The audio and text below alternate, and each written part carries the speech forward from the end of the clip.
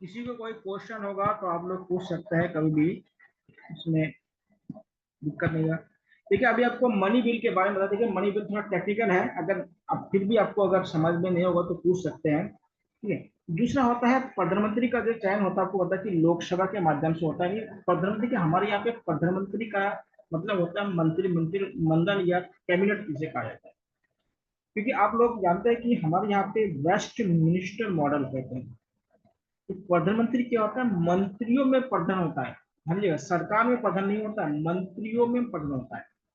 इसको ध्यान दीजिए। देखिए हमारे यहाँ पे आर्टिकल, दो आर्टिकल है, एक आर्टिकल 74 है और एक आर्टिकल है 75।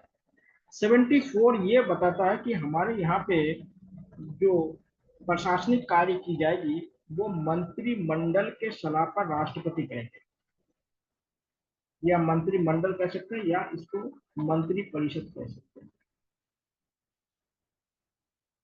तो मंत्रिमंडल या मंत्री परिषद के सलाह पर कौन हमारे देश का शासन व्यवस्था देखेंगे, राष्ट्रपति। इसको ध्यान रखिए। ये बात आप लोगों को जाननी जरूरी है, क्योंकि हमारे यहाँ पे जो राष्ट्रपति है वो किनके सलाह पे काम करते हैं, मंत्री मंडल या कैबिनेट जिसे कहते हैं, इनके सलाह पे। और आर्टिकल 75 ये बोलता है कि प्रधानमंत्री का नियुक्ति कौन करेंगे, राष्ट्रपति करेंगे। जो हमारे देश में प्रधानमंत्री होंगे उनका नियुक्ति कौन करेंगे, उनका नियुक्ति राष्ट्रपति करेंगे। अब राष्ट्रपति किसे नियुक्ति करेंगे, जो क्या होता है, जो हमारे लोकसभा होते हैं, लोकसभा के जो बहुमत प्राप्त दल या गठबंधन के जो नेता होंगे, लोकसभा के जो बहुमत प्राप्त करने वाले दल भी हो सकते हैं, बहुमत प्राप्त करने वाले दल भी हो सकते हैं, या गठबंधन भी हो सकते हैं। ठीक है, वर्तमान में गठबंधन है, तो गठबंधन के तो उसको अब अलायंस कहा जाता है। तो इनके जो नेता होंगे उन्हीं को प्रधानमंत्री चुना जाएगा। ऐसा नहीं कि किसी भी व्यक्ति को प्रधानमंत्री चुनेगा। और बहुमत के लिए कितने सदस्य चाहिए, बहुमत के लिए 50% प्लस 1 वोट चाहिए, या कह सकते हैं कि इस समय 272 मेंबर चाहिए, एमपी चाहिए होंगे लोकसभा के, जिनको बहुमत के लिए आवश्यक है। अगर किसी भी पार्टी या गठबंधन जो दलों है उनके पास अगर 272 सीटें हैं तो उनको बहुमत मिल जाएगा, नहीं मेजोरिटी मिल जाएगा। और मेजोरिटी के बाद क्या होगा कि राष्ट्रपति उस व्यक्ति को, उसके जो नेता होंगे उनके नेता को प्रधानमंत्री चुनी जाएगा। तो ये दो आर्टिकल याद रखिएगा, आर्टिकल 74 और 75। 74 में ये बोला गया है कि भारत का जो प्रशासन होगा या भारत का जो एडमिनिस्ट्रेशन होगा वो मंत्रिमंडल या मंत्री परिषद के सलाह पर कौन करेंगे, राष्ट्रपति करेंगे। और मंत्रिमंडल के सदस्य भी प्रधानमंत्री ही होते हैं, इसको ध्यान रखिएगा कि प्रधानमंत्री सभी मंत्रियों के प्रधान होता है। ये नहीं होता कि सरकार के प्रधान होते, बल्कि मंत्रियों के प्रधान होते हैं, इसको ध्यान रखिएगा। लेकिन हमारे देश में जो मुखिया कौन होते हैं, राष्ट्रपति। तीसरी बात, एक बात और ध्यान रखिएगा, अगर किसी मंत्रिमंडल या मंत्री परिषद या प्रधानमंत्री या किसी एक भी मंत्री के खिलाफ अगर लोकसभा में क्या होगा, आप विश्वास आ जाए, नहीं क्या होता है, नॉन कॉन्फिडेंस आ जाए, तो पूरे सरकार को क्या होता है, त्यागपत्र देना पड़ेगा। ध्यान दीजिए, मान लेते कोई रक्षा मंत्री है, रक्षा मंत्री ने ऐसा काम कर दिया जो पूरे जो हमारे लोकसभा है उनको बाइकआउट कर दिया, उनको बोल रहे ऐसे व्यक्ति को या तो हटाइए या तो हम अविश्वास प्रस्ताव लाए। तो अगर उसको हटा दे तो सही है, नहीं हटाएंगे तो। इसलिए देखिए, जब भी कोई मंत्री विवाद में घिरा जाता है तो उनसे इस्तीफा ले ली जाती है। जब भी कोई मंत्री विवाद में घिरी होती है तो उनसे क्या लेते हैं, इस्तीफा ले लेते हैं। समझिएगा, इस्तीफा लेने का काम होता है, नहीं तो क्या होगा, उस सरकार ही गिर जा सकती है। ये तो पहली काम होता है लोकसभा में, एक विशेषाधिकार। और दूसरा विशेषाधिकार क्या होता है, ध्यान देगा, दो शब्द आप लोग यहाँ पे याद रखिएगा, एक होता है विश्वास मत और एक होता है अविश्वास मत। इसको एक को कॉन्फिडेंस कहते हैं और एक को नो कॉन्फिडेंस मोशन कहा जाता है। एक होता है विश्वास मत, जिसको कॉन्फिडेंस मोशन कहा जाता है, और एक होता है अविश्वास मत, जिसे कहते हैं नो कॉन्फिडेंस मोशन कहते हैं। एक बात ध्यान रखना, अगर मान लेते हैं जो विपक्ष है, जो अपोजिशन वाले पार्टी को लगता है कि जो गवर्नमेंट, वर्तमान में जो गवर्नमेंट है उनके पास क्या नहीं है, उनके पास 272 की संख्या नहीं है। कितनी उनकी है? 272 की संख्या होगी।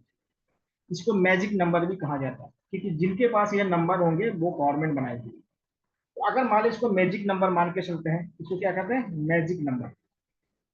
ये मैजिक नंबर है, यानी लोकसभा यानी हमारे केंद्र में सरकार बनाने का जो मैजिक नंबर है वो कितना आना चाहिए? 272 होना चाहिए। ये मैजिक नंबर इसको कहा जाता है। अगर मान लेते हैं कि जो अपोजिशन पार्टी के जो लोग हैं उनको समझ में आ जाता है कि गवर्नमेंट के पास इतने सीटें नहीं है, तो वो हमारे लोकसभा में कौन सा मोशन लाएंगे? वो लाएंगे नो कॉन्फिडेंस मोशन लाएंगे, यानी अविश्वास प्रस्ताव लाएंगे। ध्यान दीजिएगा। लेकिन अगर जो सत्ता पक्ष के लोग हैं उनको चाहे कि उनको लगे कि हमारे जो सरकार है वो विश्वास में है, हमारे पास 272 से ज्यादा सदस्यों का क्या होता है, मेजोरिटी है, तब वो कौन सा प्रस्ताव लेके आएंगे? कॉन्फिडेंस मोशन लेके आएंगे। कौन सा मोशन लेके आएंगे? कॉन्फिडेंस मोशन या विश्वास मत। तो जो विश्वास मत क्या होता है? ये सत्ताधारी पक्ष लाते हैं। कौन लाते हैं? सत्ताधारी पक्ष। याद रखिएगा, ये क्वेश्चन पूछा गया है। और जो अविश्वास होता है ये हमेशा विपक्ष द्वारा लाया जाता है। किनके द्वारा लाया जाता है? विपक्ष द्वारा लाया जाता है। समझिएगा, ये विपक्ष द्वारा लाया जाता है। आप लोगों ने सुना होगा 2016 में जब हरीश सिंह रावत सरकार को गिराए जाने वाले थे, तो उस समय क्या होता है, इसी बात पर लाया गया था। बाद में आप लोग जानते हैं कि उसमें राष्ट्रपति शासन लागू किया गया था। फिर क्या होता है, जो स्पीकर के सामने क्या होता है, विधायकों का परेड करवाया गया था। तो ये सारी चीज होता है। तो विश्वास मत हमेशा सत्ताधारी पक्ष लाते हैं, और अविश्वास मत हमेशा कौन सा? विपक्ष के द्वारा लाया जाता है। ठीक है, इनको ध्यान रखें। तो ये क्या होता है, लोकसभा के कुछ विशेष अधिकार होता है, जो क्या होता है राज्यसभा में ये सारे अधिकार राज्यसभा के पास नहीं होता है। इसको ध्यान रखिए, ये अधिकार क्या होता है? राज्यसभा के पास नहीं होता है। विधान विधेयक से जुड़े समस्या ये आपको बता दिया था, ये सब बता दिया हो। ठीक है, ध्यान। अब ये कुछ क्या होता है, ये योग्यता वगैरह आपको बता दिया है। लोकसभा के 25 साल होता है, ये सारी चीज आपको बता दिया। अब एक बात लोकसभा के बारे में आप लोग और जान लीजिएगा। जो लोकसभा होते हैं ना, उनके जो अध्यक्ष होते हैं इनके बारे में थोड़ा सा जान लीजिएगा। एक क्वेश्चन यहाँ से पूछ लेते हैं। आप लोगों ने देखा होगा कि अभी 18वीं लोकसभा बनाया, कितना कौन सी लोकसभा बनी है? 18। अभी नया लोकसभा कितनी है? 18 की लोकसभा बनी है। तो देखिए, जब लोकसभा के लोग क्या होता है, इलेक्टेड होके आते हैं, यानी इलेक्टेड होके आते हैं, तो सबसे पहले क्या होता है, इनको क्या था, शपथ दिलाया जाता है, ओथ दिलाया जाता है। इनको क्या था, ओथ दिलाया जाता है। ओथ दिलाने के लिए क्या करते हैं, ध्यान रखिए, ओथ दिलाने के लिए सबसे पहले जो हमारे राष्ट्रपति होता है, राष्ट्रपति क्या होता है, जो नए सदन जो होते हैं, या जो नए इलेक्टेड होके जो मेंबर आए होंगे, उनमें से जो सबसे वरिष्ठतम होते हैं, क्या होता है, सबसे वरिष्ठतम होते हैं, वरिष्ठतम सदस्य जो होंगे ना, वरिष्ठतम सदस्य को क्या बनाया जाएगा? राष्ट्रपति द्वारा उनको क्या बनाया जाएगा? प्रोटेम स्पीकर बनाया जाएगा। प्रोटेम स्पीकर बनाया जाएगा। ठीक है, और ये प्रोटेम स्पीकर की नियुक्ति कौन कर रहा है? राष्ट्रपति का। इनको शपथ कौन दिलाएगा? देखिए, इनकी नियुक्ति भी राष्ट्रपति करेंगे, इनकी अपॉइंटमेंट भी राष्ट्रपति करेंगे, और इनको शपथ भी कौन है, ओथ भी राष्ट्रपति इनको दिलाएंगे। अब जो प्रोटेम स्पीकर होता है, इनका काम होता है जो नए सदस्य जो चुन के आए हैं उनको शपथ दिलाना, ओथ दिलाना, बस यही काम होता है। जब ओथ हो जाता है ना, तब क्या होता है, जो लोकसभा के जो लोग होते हैं, सदस्य होते हैं, वो अपने में से एक क्या चुन लेते हैं, एक अध्यक्ष चुनते हैं और एक उपाध्यक्ष चुनते हैं। एक अध्यक्ष चुना जाता है और एक उपाध्यक्ष। देखिए, एक सवाल बहुत ही इंपॉर्टेंट है, यहाँ पे पूछे जाते हैं कि क्या लोकसभा के जो अध्यक्ष होते हैं, कि अध्यक्ष के रूप में शपथ लेते हैं क्या? देखिए, यहाँ पे टेक्निकल सवाल है यहाँ पे। और यही टेक्निकल सवाल से अगर कठिन क्वेश्चन बन जाएगा, तो यही टेक्निकल सवाल का यूज किया जाता है, या टेक्निकल चीज को यूज। क्या आप बता सकते हैं कि लोकसभा के जो अध्यक्ष होते हैं, क्या लोकसभा अध्यक्ष के रूप में शपथ लेते हैं? नहीं लेते हैं, क्योंकि उन्होंने क्या है, पहले ही शपथ ले चुका था प्रोटेम स्पीकर के सामने। इसलिए लोकसभा के जो अध्यक्ष होते हैं वो शपथ अध्यक्ष के रूप में नहीं लेते हैं। वो किसके रूप में लेते हैं? वो सदस्य के रूप में लेते हैं, लोकसभा सदस्य के रूप में शपथ लेते हैं, ना कि क्या है, लोकसभा अध्यक्ष के रूप में शपथ लेते हैं। ये बहुत टेक्निकल चीज है, इसको ध्यान रखिएगा, बहुत इंपॉर्टेंट, को अंडरलाइन कर लीजिएगा। तो लोकसभा के जो अध्यक्ष होते हैं वो क्या होते हैं, अध्यक्ष के रूप में शपथ नहीं लेते हैं, बल्कि सदस्य के रूप में क्या होते हैं, सदस्य के रूप में शपथ लेते हैं। और जो लोकसभा के जो अध्यक्ष होते हैं ना, जब लोकसभा भंग हो जाता है तो अध्यक्ष का पद खाली नहीं होता है। जब नए लोकसभा बनता है उसकी जो प्रथम बैठक तक के पहले तक उनका क्या होता है, लोकसभा अध्यक्ष के रूप में कार्यरत उसको बोलेंगे। और प्रोटेम स्पीकर का मेन काम क्या होता है, जो नए चुने हुए सदस्य होते हैं लोकसभा के, उनको ओथ दिलाना होता है, शपथ दिलाना होता है। और इसकी नियुक्ति कौन करते हैं? राष्ट्रपति करते हैं। शपथ कौन दिलाते हैं? राष्ट्रपति। और ये व्यक्ति कैसा होना चाहिए? लोकसभा के वरिष्ठतम सदस्य होना चाहिए, यानी senior member, senior most member कह सकते हैं।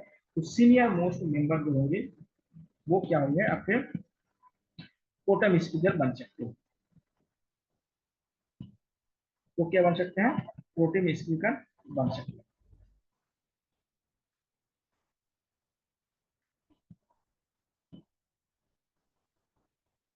अब देखिएगा, जो लोकसभा जो राज्यसभा होता है ना, उसमें क्या होता है, एक अपोजिशन के लीडर होते हैं। अभी आप लोग न्यूज में बहुत ज्यादा सुन रहे होंगे, राहुल गांधी क्या हुआ, लोकसभा में अपोजिशन के लीडर है।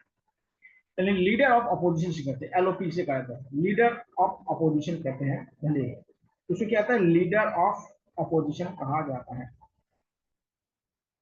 इसको मेनली क्या होता है, एलओपी कहा जाता है। तो ध्यान दीजिएगा, जो इसमें क्या होता है, लोकसभा में भी बनते हैं और राज्यसभा में भी बनते हैं।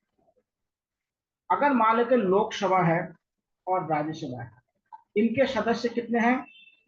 400, नहीं सॉरी, 400, 543 है। और इनके टोटल सदस्य कितना है? 245।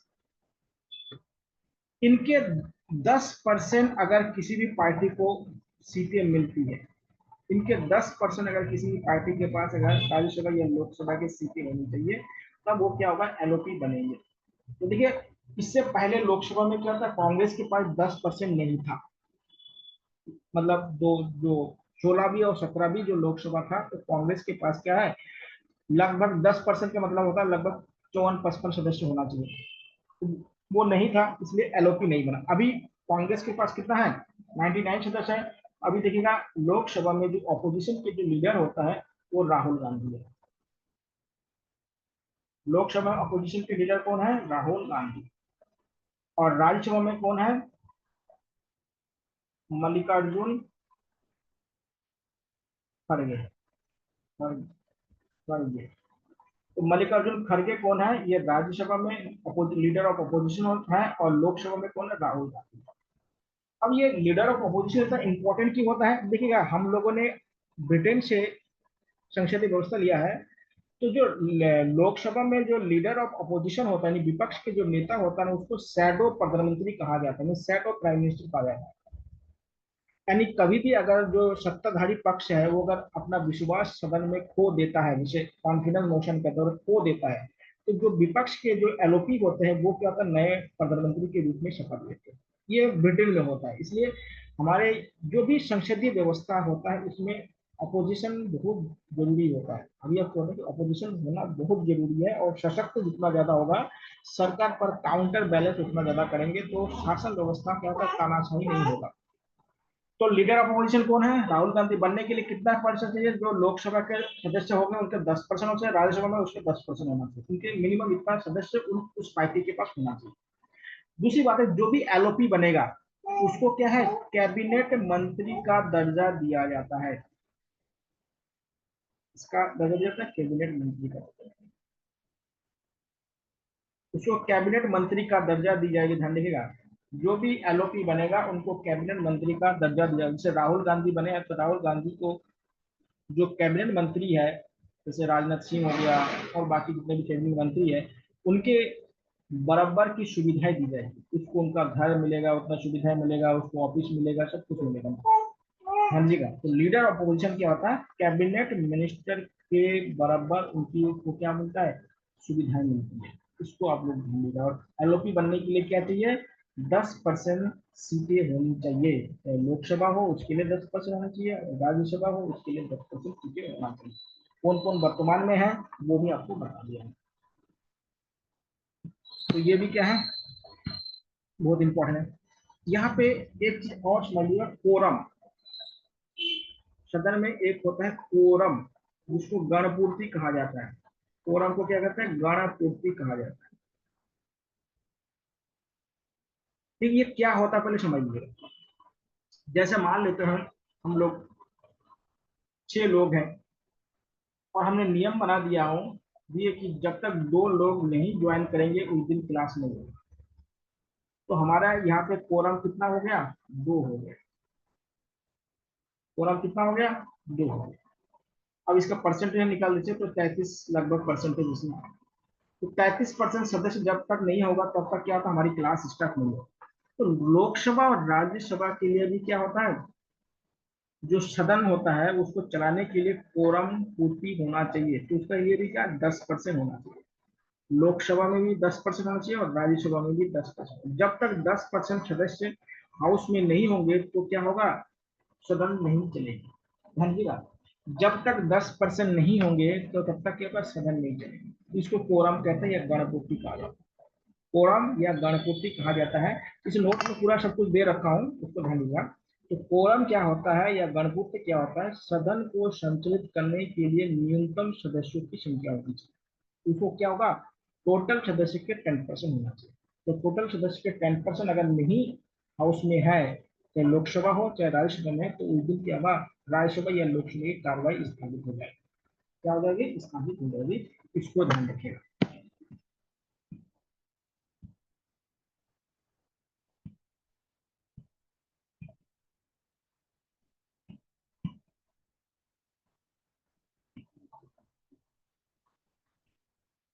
अब देखिए संसद के सत्र।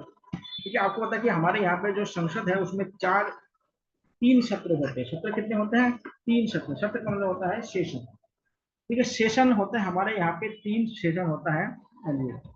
ठीक है, सबसे पहले जो सेशन होता है उसको कहते हैं बजट सेशन।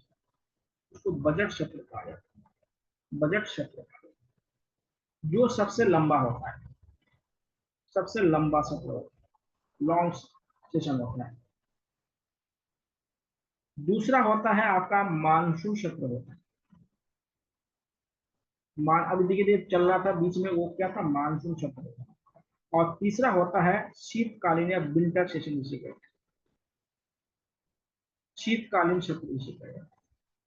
ये क्या होता है, सबसे छोटा होता है, सबसे छोटा। ध्यान दीजिए, एक बात ध्यान रखिएगा, दो जो सत्र होता है ना उसके बीच में 6 माह से ज्यादा क्या होना, गैप नहीं होना चाहिए। इसको ध्यान रखिएगा, दो जो सत्र होगा उसके बीच में 6 महीने से ज्यादा का अंतराल नहीं होना चाहिए, गैप नहीं होना चाहिए।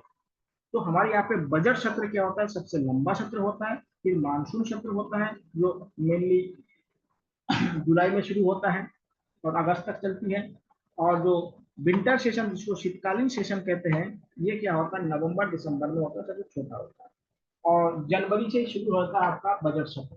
बजट सत्र लंबा होता है, इसमें बजट को पास करना होता है, इसलिए ये सत्र लंबा होता है। और एक बात ध्यान रखिएगा, जब भी हमारे देश में लोकसभा का या राज्यसभा का पहला जो सत्र होगा, तो सत्र के पहला जो अधिवेशन होता है उसमें राष्ट्रपति का क्या होता है, अभिभाषण होता है। इसको आपको पहले ही बता दें कि जब भी हमारे देश में साल का पहला सेशन शुरू होगा तो पहला सेशन क्या होगा, राष्ट्रपति के अभिभाषण के साथ शुरू होगा। तो हमारे यहाँ पे सत्र कितने हैं, 3 है। बजट सत्र यानी बजट सेशन, मानसून सेशन और विंटर सेशन। सबसे लॉन्ग कौन सा है, लॉन्ग है आपका बजट सेशन, और सबसे स्मॉल कौन सा है, वो है आपके विंटर सेशन। और 2 सेशन के बीच में मैक्सिमम गैप कितना हो सकता है, मैक्सिमम जो गैप है वो 6 मंथ का हो सकता है, 6 मंथ से ज्यादा नहीं होना चाहिए। ठीक है, 6 मंथ से क्या होगा, ज्यादा का गैप इसमें नहीं होना चाहिए। तो ये भी आप लोग याद करके रखिएगा।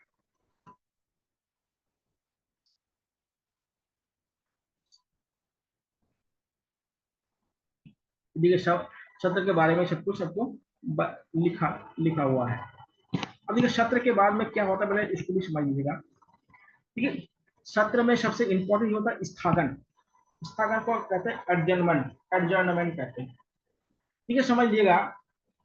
हमारे यहाँ पे जो सत्र होता है उसको कैसे होता है पहले समझ लीजिएगा। जो सत्र शुरू होता है वो 11 बजे शुरू होता है। कितने बजे शुरू होता है? सुबह के 11 बजे। 11 बजे से 12 बजे का जो समय होता है ना, 12 इसमें कहते हैं, इसको प्रश्नकाल कहा जाता है, क्वेश्चन आवर इसको कहा जाता है। और 12 बजे से लेकर 1 बजे का जो समय होता है इसको कहते हैं शून्यकाल कहा जाता है, 0 आवर कहा जाता है। उसके बाद जो सेशन होता है 2 बजे, 1 बजे से के बाद 2 बजे शुरू होता है, क्योंकि लंच हो जाता है, तो 2 बजे जो सेशन होता है उनमें क्या होता है, किसी बिल पर डिबेट होता है। इन इन दोनों जो घंटे हैं ना, इसमें क्या होता है, क्वेश्चन पूछे जाते हैं। इनमें क्या होता है, प्रश्न को पूछे जाते हैं। हाँ जी, प्रश्न पूछे जाते हैं। और बाकी जो होते हैं इसमें प्रश्न नहीं पूछे जाता है, किसी विधेयक पर क्या होता है, डिस्कशन होता है, उसको ध्यान रखिए। तो सत्र क्या होता है, 11 बजे शुरू होता है और शाम के 6-7 बजे तक चलता है। और अगर लोकसभा का अध्यक्ष या राज्यसभा अध्यक्ष चाहे तो इसको क्या होता है, टाइम को बढ़ा भी सकते हैं, घटा भी सकते हैं। लेकिन क्या होता है पहले समझ लीजिएगा, स्थगन क्या होता है। स्थगन होता है कि अगर लोकसभा या राज्यसभा में किसी बिल पर चर्चा हो रहा है और विपक्ष पार्टी और सत्ता पार्टी हंगामा कर दे या वॉकआउट कर दे, वॉकआउट मतलब बाहर निकल जाए, तभी क्या होता है, लोकसभा में लोकसभा अध्यक्ष या राज्यसभा में क्या होता है, सभापति क्या होता है, सदन को कुछ समय के लिए क्या है, स्थगित कर देते हैं। या कुछ दिन हो सकता है, कुछ घंटा हो सकता है, कुछ सप्ताह हो सकता है, तो इसी को स्थगन कहा जाता है। जैसे आप लोग देखे होंगे अभी वक्फ बोर्ड वाले जो कानून था उसमें विपक्ष वाले ने क्या है, वॉकआउट कर दिया था, तो बाद में क्या था, इसको एडजस्ट कर दिया। कभी इसमें जो लॉबी वगैरह होता है उसके उसमें क्या होता है, सदन सदस्य आ जाते हैं, तो ऐसे कार्य होते हैं। आप लोग सत्र देखते होंगे तो उसमें आप लोग को वॉकआउट या स्थगन के नाम से बहुत बार बार सुनते होंगे। तो ये देखिए, स्थगन कौन कर सकता है, जो लोकसभा के अध्यक्ष लोकसभा में कर सकता है, और राज्यसभा के जो अध्यक्ष होते हैं, जो जिसको सभापति कहते हैं, वो राज्यसभा में कर सकते हैं। इसको क्या कहते हैं,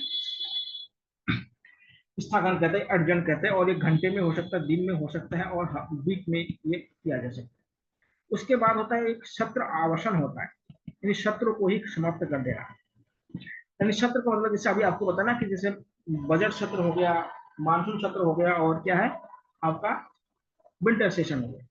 अगर ऐसे लगता है लोकसभा के अध्यक्ष या राज्यसभा के सभापति को कि सदन नहीं चल पाएगा, बहुत ज्यादा हंगामा हो रहा है और कुछ नहीं हो रहा है, तो वो क्या होता है, पूरे सत्र को ही समाप्त कर सकता है। उसको सत्र आवासन कहते हैं। देखिए गणपूर्ति आपको बताया था, गणपूर्ति भी इसमें लिखा हुआ है। तो सत्र आवासन का मतलब होता है पूरे सत्र को समाप्त कर देना। पूरे सत्र को समाप्त कर देना को क्या कहते हैं, सत्र आवासन कहा जाता है। ध्यान रखिए, ये कौन कर सकता है, लोकसभा में लोकसभा अध्यक्ष और राज्यसभा में सभापति इनको कर सकते हैं। तो सत्र को ही क्या है, समाप्त कर देना।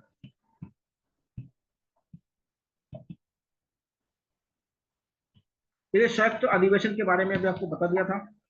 तो अब देखिएगा प्रश्नकाल के बारे में। देखिए प्रश्नकाल, प्रश्नकाल देखिए आपको बताता है, जो क्वेश्चन आवर होता है उसमें आपको देखिए पहले जो संसद में शुरू होता है उसके पहले घंटा शुरू होता है, 11 बजे से 12 बजे का जो समय होता है उसमें क्वेश्चन आवर उसको कहा जाता है प्रश्नकाल कहते हैं। इसमें क्या भी जो मंत्री होते हैं क्वेश्चन का आंसर देते हैं, और जो संसद के जो सदस्य होते हैं वो क्वेश्चन पूछते हैं। ठीक है, संसद के बाहर के व्यक्ति क्वेश्चन नहीं पूछ सकते, इसको ध्यान रखिएगा।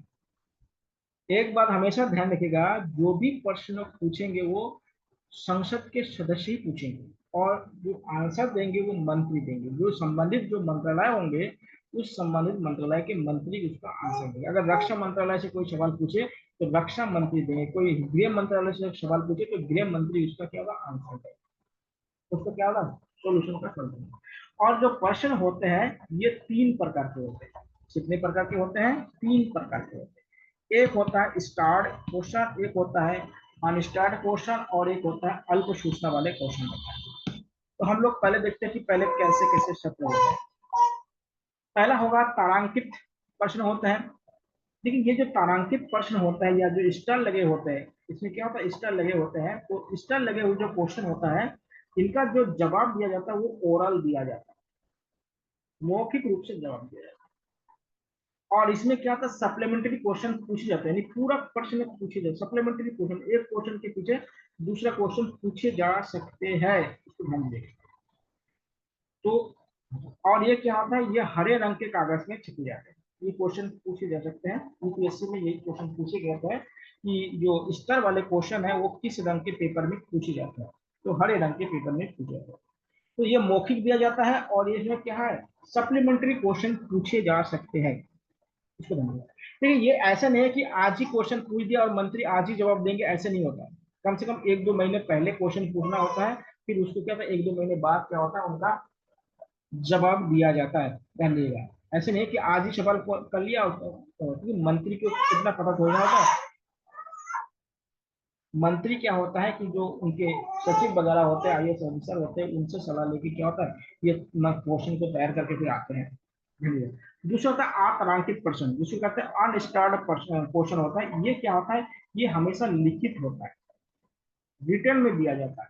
और इसमें क्या होता है, पूरा प्रश्न नहीं पूछे जा सकते, पूरा मतलब सप्लीमेंट्री क्वेश्चन इसमें नहीं पूछे जा सकते, कि लिखित होगा तो कैसे पूछे जाएंगे। और ये क्या होता है, सफेद पेज में इसको दिया जाता है, इस पेज में दिया जाता है, सफेद पेज में इसको दिया जाता है। देखिए इसको क्या होता है, देखिए जो हमारे लोकसभा और जो राज्यसभा होता है ना, उसमें एक सचिवालय होता है। तो सचिवालय जो सचिव होते हैं उनके पास क्या होता है, ये क्वेश्चन को क्या होता है, मतलब इनको दिया जाता है, तो वो क्या होता है, संबंधित मंत्रालय को क्या होता है, ये क्वेश्चन को भेजते हैं। फिर क्या होता है, उस मंत्री जो होते हैं उनको क्या होता है, उसकी तैयारी करते हैं। अल्प सूचना प्रश्न जैसे शॉर्ट नोटिस क्वेश्चन, देखिए इसमें क्या होता है, मान लीजिए देश में कोई ज्वलंत मुद्दे उठ गए, ज्वलंत मतलब जो भी क्या होता है, करंट इश्यूज होते हैं, ज्वलंत मुद्दे या जो करंट इश्यूज होते हैं, इस पर जो क्वेश्चन होता है ना, इसको कहते हैं अल्प क्वेश्चन। और ये क्या होता है, हमेशा शून्य काल में पूछे जाते हैं, 0 आवर से कहते हैं। और 0 आवर का जो शब्द दिया गया है, ये हमारे मीडिया द्वारा दिया गया है, ये भारत की उपज है, मीडिया द्वारा दिया गया है और भारत की उपज है। तो इसको 0 आवर कहा जाता है, कि 12 बजे क्या होता है, घड़ी में 0-0 हो जाता है, इसलिए इसको 0 आवर कहा जाता है। इसमें क्या होता है कि जो भी क्वेश्चन होता है, बहुत ही सार्वजनिक महत्व के क्वेश्चन होते हैं, ज्वलंत मुद्दे के प्रश्न होते हैं, और इसको क्या होता है, गुलाबी पेपर में पूछी जाती है, गुलाबी पेपर में क्या होता है, इसको पूछा जाता है, इसको। तो ये हो गया आपके क्वेश्चन। क्वेश्चन 3 प्रकार के हैं, एक तारांकित है या अतारांकित है, और तीसरा क्या है, तीसरा आपका क्या होता है, जिसमें अल्प सूचना होता है, शॉर्ट नोटिस क्वेश्चन जिसे कहा जाता है, उसके कारण उसको दी जाती है। शून्यकाल, देखिए अभी आपको बताते हैं, ये देखिए शून्यकाल के बारे में भी है, इसमें भी प्रश्न पूछे जाते हैं। आधे घंटे की चर्चा, ये सब क्या होता है, विषय अधिकार होता है, लोकसभा के अध्यक्ष जो होते हैं उनमें विषय होता है। अब हम बात करते हैं, एक चीज रह गया है, उस पर बात करते हैं, वो रह गया है आपका, हमारे यहाँ पे जो बिल है उसके बारे में रह गया। देखिए बिल या विधेयक, इसको हिंदी में विधेयक कहते हैं, अंग्रेजी में इसको बिल कहते हैं। ये क्या होता है, लोकसभा और राज्यसभा से पारित होता है, फिर राष्ट्रपति जब इसको साइन कर देते हैं, तो ये क्या बन जाता है, ये बन जाता है आपका अधिनियम या एक्ट बन जाता है, अधिनियम या एक्ट बन जाता है, और इसे ही हम कानून कहते हैं, इसे क्या कहते हैं, कानून। अब ये कैसे बनते हैं इसको पहले समझते हैं। ठीक है, विधेयक होते कितने प्रकार के, आपको 4 पता था। एक सामान्य विधेयक होते हैं, सामान्य, एक होता है आपका वित्त होता है, और एक आपका धन होता है, इसको धन विधेयक कहते हैं, और एक होता है संविधान संशोधन, यानी कॉन्स्टिट्यूशन अमेंडमेंट बिल जिसे कहा जाता है। ये 4 प्रकार के बिल हैं। आपको धन विधेयक के बारे में बता दिया। ठीक है, सामान्य बिल किसे कहते हैं, समझ लीजिएगा। जो सामान्य होता है, जैसे महिला आरक्षण विधेयक है, या वक्फ बोर्ड वाला भी बहुत चल रहा था, तो ऐसे जो बिल होते हैं जो सभी सामान्य होते हैं, उसको सामान्य यानी जनरल बिल कहा जाता है। उसको क्या कहते हैं, जनरल बिल कहा जाता है। वित्त बिल किसे कहते हैं, नहीं फाइनेंशियल बिल कहते हैं। ठीक है, फाइनेंशियल जो होता है ना, इसमें मेनली बजट के बारे में उल्लेख किया जाता है। जो हमारे संविधान के आर्टिकल 112 में उल्लेख है, ठीक है। बजट किसमें उल्लेख है, बजट शब्द का उल्लेख किसमें, देखिए ये 112 में इसका उल्लेख है, क्योंकि हमारे संविधान में कहीं भी बजट शब्द नहीं है, बल्कि इसके साथ जगह पे क्या है, इसके जगह पे वित्तीय लेखा जोखा शब्द इस्तेमाल किया गया है। वित्तीय लेखा जोखा यानी वार्षिक फाइनेंशियल स्टेटमेंट इसका होता है, वित्तीय लेखा जोखा शब्द का इस्तेमाल जाता है। भारतीय संविधान में कहीं पे भी बजट शब्द का उल्लेख नहीं किया गया है। भारतीय संविधान में क्या होता है, कहीं पर भी बजट शब्द का उल्लेख नहीं किया। तो वित्त, देखिए वित्त विधेयक क्या होता है, देखिए वित्त विधेयक बजट 112 में है, और वित्त विधेयक का जो उल्लेख किया गया है, ये आपका उल्लेख किया गया है आर्टिकल 117 में किया गया है। जैसे वित्त, जैसे किसी को पुल बनाना है, किसी को स्कूल बनाना है, इसके लिए जो फाइनेंस की जाती है, तो इसका उल्लेख है वित्त विधेयक में किया। अब आता है लास्ट में संविधान संशोधन के बारे में। देखिए संविधान संशोधन के लिए हमारे पास आर्टिकल कौन सा है, आर्टिकल है 368, 368 जो आर्टिकल है, इसके माध्यम से संविधान संशोधन किया जाता है। अब संविधान जो संशोधन होता है ना, ये 3 प्रकार से होता है, इसको ध्यान दीजिए। संविधान संशोधन क्या होता है, 3 प्रकार से होता है। अब 3 प्रकार से कैसे होते हैं, देखिए पहला जो होता है उसके लिए क्या होता है, साधारण बहुमत चाहिए होता है। साधारण बहुमत क्या होता है, पहले समझ लीजिएगा। साधारण बहुमत, इसमें क्या होता है, 50% प्लस एक वोट, इसको साधारण बहुमत कहते हैं। एक होता है विशेष बहुमत, विशेष जिसको स्पेशल मेजोरिटी कहते हैं, विशेष बहुमत। दूसरा क्या होता है विशेष बहुमत, इसमें क्या होता है, जो सदन में जितने सदस्य होते हैं उसका 2/3 पार्टिसिपेट होना चाहिए।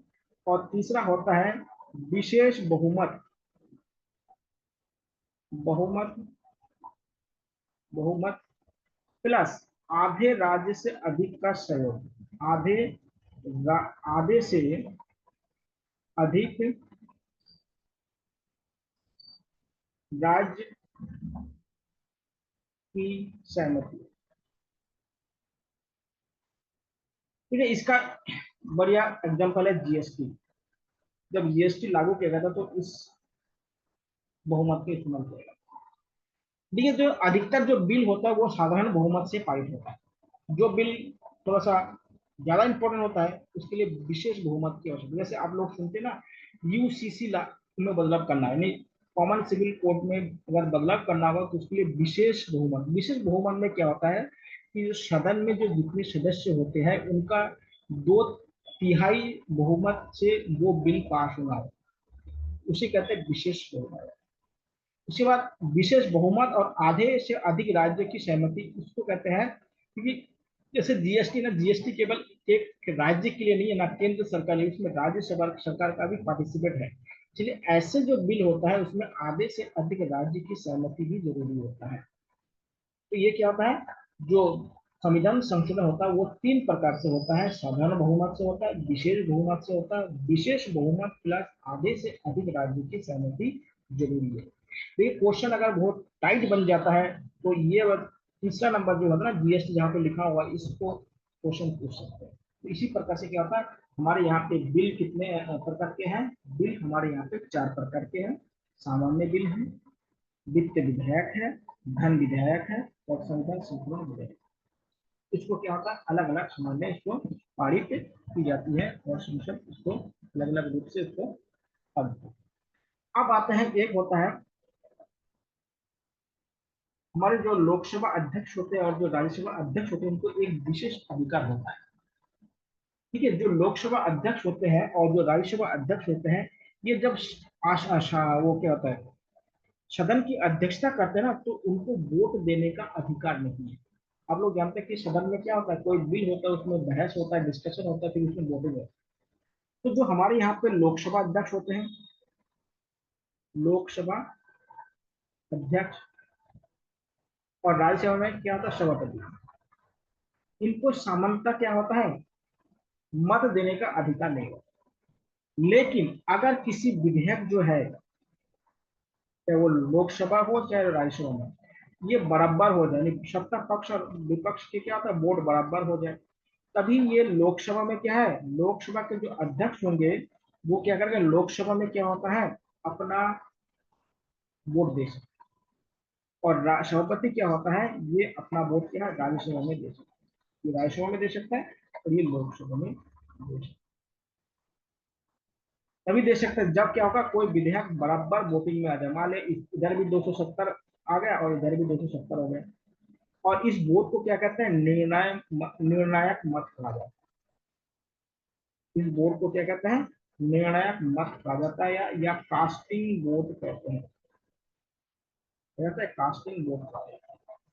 तो अगर आपसे पूछे कास्टिंग वोट कौन दे सकते हैं, लोकसभा अध्यक्ष लोकसभा में देंगे, और राज्यसभा जो सभापति होता है या चेयरमैन होता है वो राज्यसभा में तब देंगे जब सत्ता पक्ष और विपक्ष के मत बराबर हो जाएंगे, तभी ये दे सकते हैं।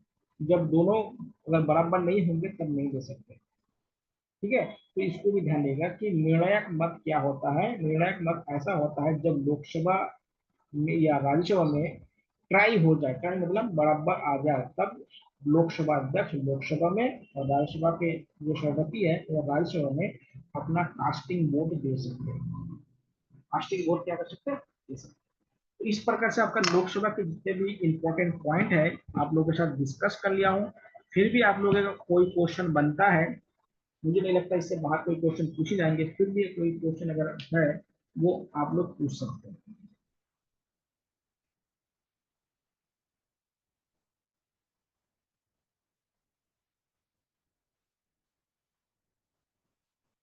नहीं है, कभी भी पूछिएगा, व्हाट्सएप करके भी पूछ सकते, कभी भी पूछ सकते हैं आप लोग।